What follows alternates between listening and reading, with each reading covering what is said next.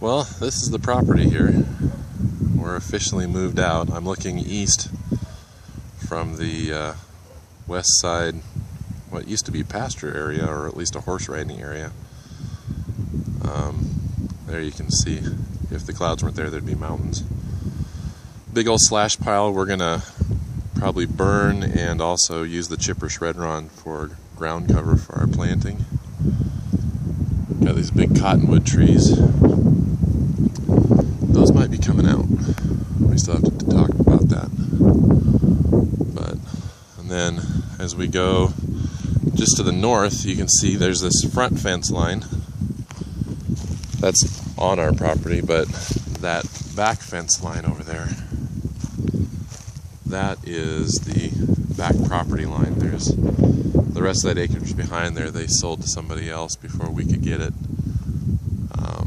But as I walk around this property, I realize that the 5 acres we have, oh, it's a lot. So those buildings are all ours. Small animal enclosures, most of them. And then we've got the, I'm not sure what that tree is there. If you're watching this video, maybe you know. But we have, there's the house. That building right there is, that's going to be my father-in-law, Lynn. He's kind of the president of the business side of the Homegrown Farm. Since he's the greenhouse and growing expert, but that's going to be his little office there, or as he calls it, the man cave, or is that what Sandy calls it, his wife? I don't know. Anyway, that right there is an old refrigerated trailer. It's old and rusted out, and there's a lot of damage inside, but it's still a lot of salvageable stuff in there. So we'll see what we can get out of that. Maybe we can even turn it and reuse it. Over here, that's obviously the propane tank. Some of the stuff we have runs on propane. Anybody know what to do with an old satellite dish? There's got to be something to use it for. I just don't know what. So, research project, I guess. So the property has 2 wells on it. One is a stock well, and the other is for the house. And there's a lot of, sorry about the jolting camera, I'm walking. Wood pile there. We have a wood stove in here. Puts out a ton of heat. The greenhouses will actually be running on rocket stoves once we get those established so that we can grow year round. If you don't know what a rocket stove is, or a rocket mass heater, it's worth looking into.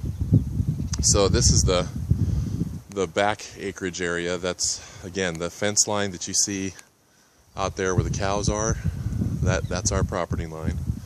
And then that back fence line over there, that's our property line as well.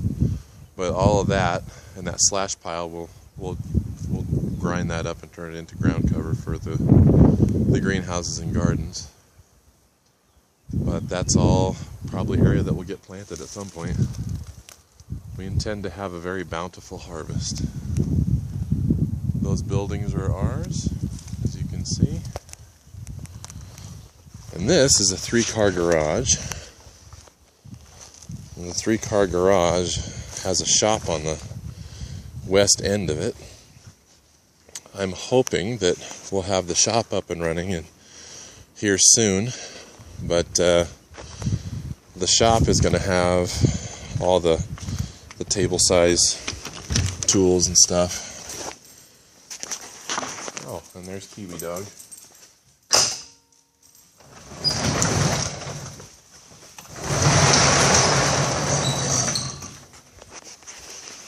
So all that stuff is just the stuff we moved this weekend, so that will be gone here in the next couple of weeks. But we have a 3-bay garage, and then this area over here is for shop.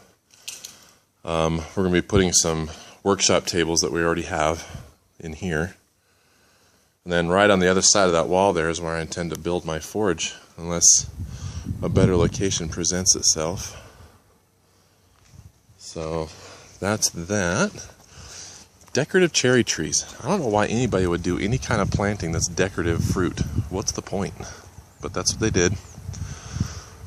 They probably just didn't want to work on anything. The couple that was here before retired, and I think he had a heart attack was one of the reasons they decided to sell. But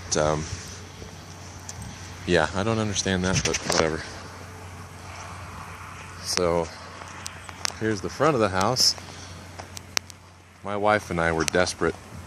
In one sense, we wanted a giant covered patio so that we could sit out when it's raining and just watch it out in the sticks, which we're about 20 minutes east of Greeley drive time, about 10 minutes east of Eaton, but we're surrounded by fields.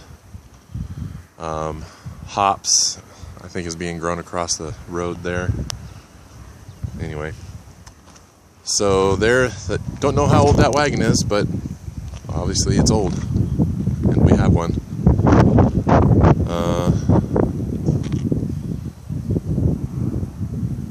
What else we got here? So this back area over here, this is another area we weren't sure if we were going to plant or not, or we might build a second house here. It just depends on how well things go. But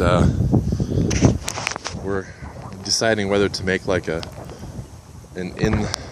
attachment on the house that would be for like an in-laws apartment. It would be basically a master bedroom suite kind of thing attached to the side of the house, and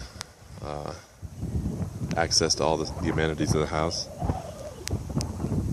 Or to build a second house. And Christine and I were really wanting to build a house that had it's called earth bag construction. More or less bomb proof, if that term can be used. But we might build that over here, not sure. Again, it depends on how much over the next year or two the production of the farm in terms of making its own money, and how much produce we grow and how much we need to grow to meet demand. Once we figure that out, we'll be golden on moving on to the next phase.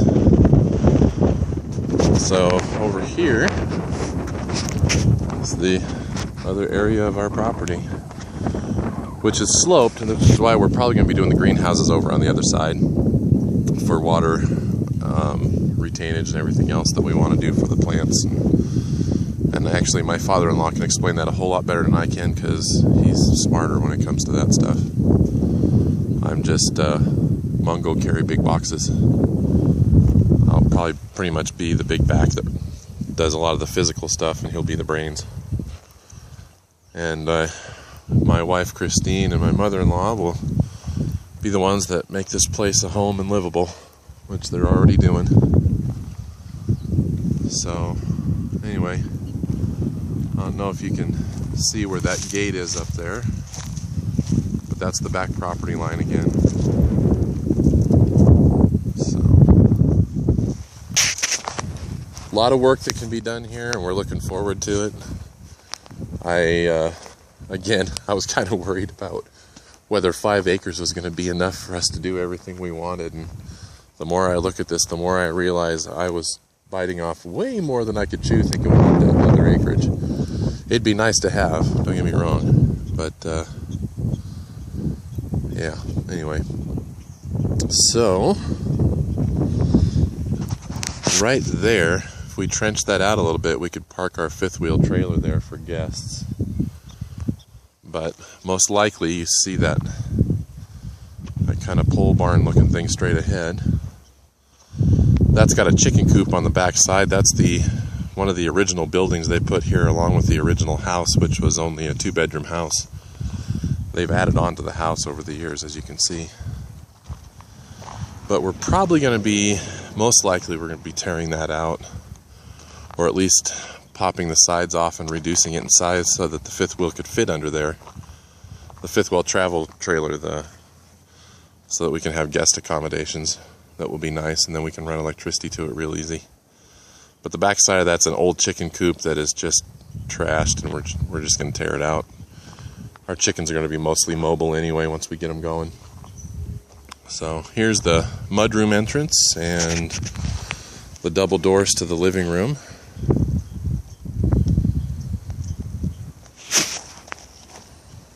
I was shocked at some of the stuff the people that lived here before left. I am really stunned. They've left, I mean, there's a 4,000 watt generator sitting in the garage. It's brand new right out of the box. You can see we're still moving in. This is day 4 of the move, in case you're wondering. Here's that covered patio that we so wanted. Anyway, I will show you the inside of the house once my wife and my mother-in-law have figured out how they want it set up. Because right now it's just a whole bunch of boxes and a sea of paper. But Homegrown Farm, Part 1.